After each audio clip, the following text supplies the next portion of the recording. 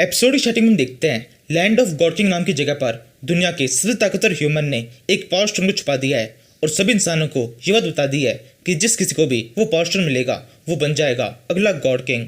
ये पता चलते ही सभी वर्ल्ड्स के काफी सारे cultivator land of God king के अंदर आ जाते हैं और यहाँ पर उस पावर स्टोन को ढूंढने लगते हैं। पावर स्टोन को ढूंढते हुए 100 साल बीत जाते हैं। 100 साल बाद में हम लैंड ऑफ गॉड किंग के अंदर एक फाइट का सीन देखते हैं जहाँ पर हमारा हीरो क्यूनलिन बहुत बुरी तरह से हारा हुआ है। उसके दो साथी अबायस और यू मारे जा चुके हैं और एक साथी जिसका नाम सिंथिया है उसको एक समुराई ने पकड़ रखा है। समुराई का नाम है हेडिस। हेडिस क्यूनलिन से कहता है अगर तुम चाहते हो ये लड़की जिंदा बच जाए तो जल्दी से वो पावर स्टोन मेरे हवाले कर दो। क्यूनलिन तुरंत इसके लिए मान जाता है। वो पावर स्टोन निकाल कर आगे बढ़ने लगता है। सिंथिया इसके लिए मना करने लगती है लेकिन क्यूनलिन नहीं मारता। सिंथिया चिल्लाए कहती है नहीं तुम इसको वो नहीं दोगे। उस पावर स्टोन के लिए तुमने, मैंने और हमारे पूरे गिल्ड ने बहुत बड़े सेक्रीफाइस किए हैं। उसको तुम ऐसे जाने नहीं दे सकते।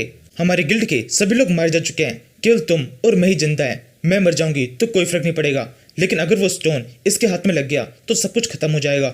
एक बात को अच्छी तरह से याद रखना, उस स्टोन ने तुम्हें चुना है, तुम उस स्टोन के काबिल हो। जब तक वो स्टोन तुम्हारे पास में रहेगा तब तक इस फाइट के अंदर हम नहीं हार सकते। यही कहते हुए सिंथिया के मुंह से खून बहने लगता है और क्यूनलिन की आंखों से आंसू बहने लगते हैं।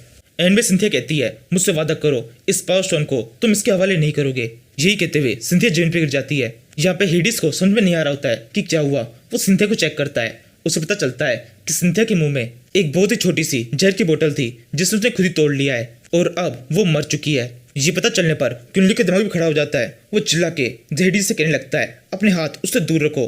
हेडिस कहता है तुम अपना मुंह बंद रखो, मैं चाहूँ तो एक ही झटके में तुम्हें राख बना सकता हूँ। तुम्हें मारने में मुझे ज्यादा टाइम नहीं लगेगा। ये सुनकर क्यूनलिन थोड़ा शांत होता है और फिर कहता है तो फिर क्या कारण है कि तुमने मुझे अभी तक नहीं मारा।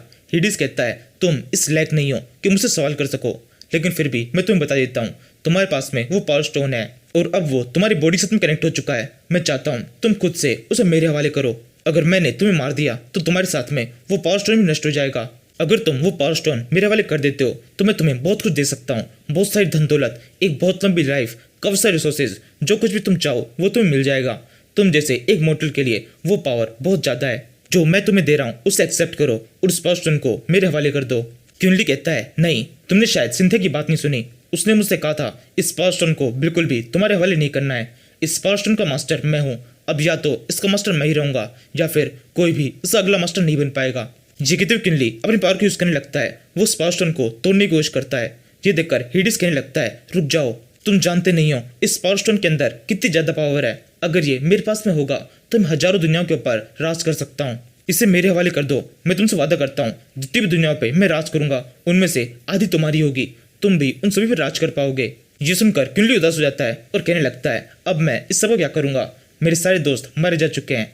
अबायस, यू, सिंथिया, तुम तीनों के बिना मुझसे अब जिया नहीं जाता है। मैं भी तुम्हारे साथ आ रहा हूँ। ये कहते हुए क्यूनलिन अपनी सारी फोर्स का यूज कर देता है। वो पावर स्टोन ब्लास्ट हो जाता है जिसके साथ ही उसकी खुद की बॉडी भी नष्ट हो जाती है।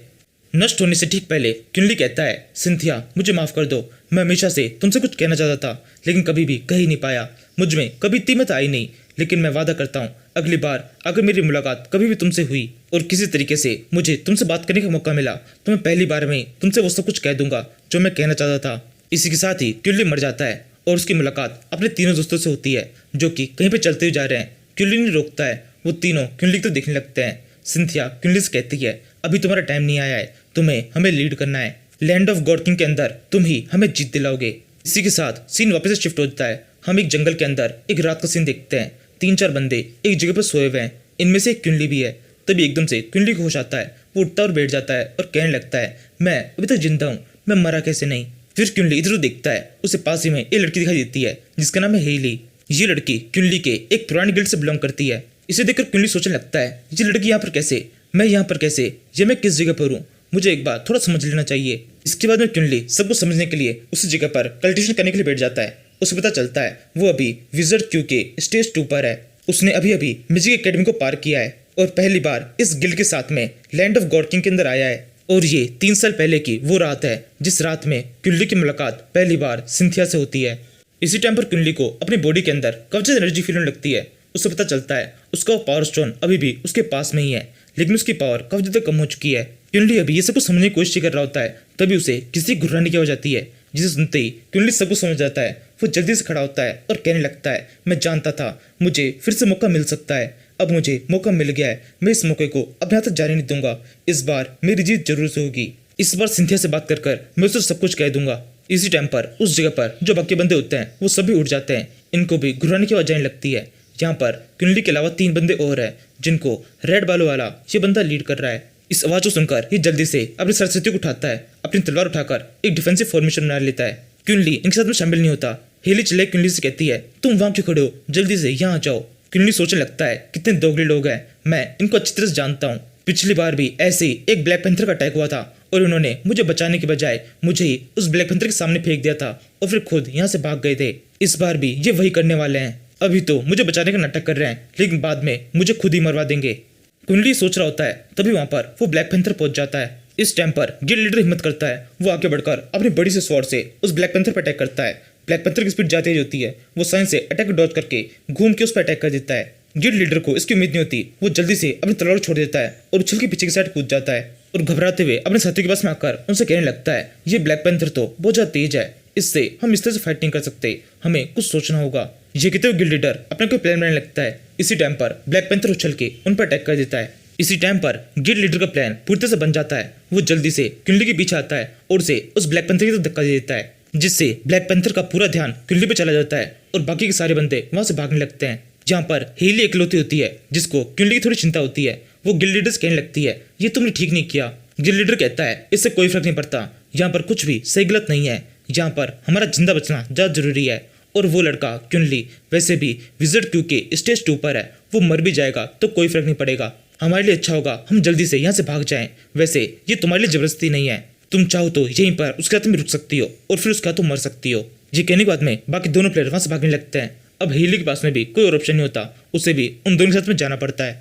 उन सभी के पास जाने के बाद में कुंडली और उस ब्लैक पैंथर के बीच में एक फाइट शुरू होती है। पहले तो कुंडली को लग रहा होता है वो आसानी से इस फाइट में जीत जाएगा और उस ब्लैक पैंथर को हरा देगा, लेकिन जब फाइट आगे बढ़ती है तब कुंडली को पता चलता है उसकी पावर काफी ज्यादा कम है, वो तो उसे खुद से दूर भी नहीं रख पा रहा। इससे कुंडली बहुत ज्यादा परेशान हो जाता है। तभी उसे अपने सामने वो पावर स्टोन दिखाई देता है। इसके साथ ही कुंडली को एक आइडिया जाता है, वो कहने लगता है, मैं यहाँ पर डेवोरिंग की स्किल यूज कर सकता हूँ, मुझे यकीन है मुझे ये तो आती ही होगी। इसके बाद में कुंडली एक हाथ से उस ब्लैक पैंथर को खुद से दूर करता है और फिर दूसरे हाथ को उस ब्लैक पैंथर के सिर पर टच कर देता है, जिसके साथ ही वो ब्लैक पैंथर शांत हो जाता है और कुंडली की स्किल पूरी तरह से एक्टिवेट हो जाती है। कुंडली कहने लगता है, मुझे याद था डिवोरिंग स्किल मैं यूज कर सकता हूँ। इस स्किल को यूज करने के बाद में मेरे से 3 लेवल ऊपर का कोई भी मॉन्स्टर अब शांत हो जाता है और उसकी एनर्जी मेरी बॉडी के अंदर आने लगती है। जब तक इस मॉन्स्टर और मेरे बीच का गैप 3 लेवल या फिर इससे कम रहेगा तब तक इसकी सारी एनर्जी मेरी बॉडी के अंदर आती रहेगी। ये कहते हुए कुंडली अपने हाथों की तरफ देखता है, उसके नाखून काफी तेजी से बढ़ रहे हैं। तभी एकदम से सब कुछ खराब हो जाता है। एक तीर उस ब्लैक पैंथर की गर्दन में घुस जाता है, जिसके साथ ही कुंडली को पावर मिलना बंद हो जाती है। तभी एक आवाज आती है, ये बहुत ज्यादा करीब था। ये कहते हुए सिंथिया इस जगह पहुंच जाती है। सिंथिया को देखकर कुंडली के चेहरे पर एक अलग ही स्माइल होती है। वो खुश होता हुआ कहने लगता है, फाइनली ये यहाँ पहुंची गई।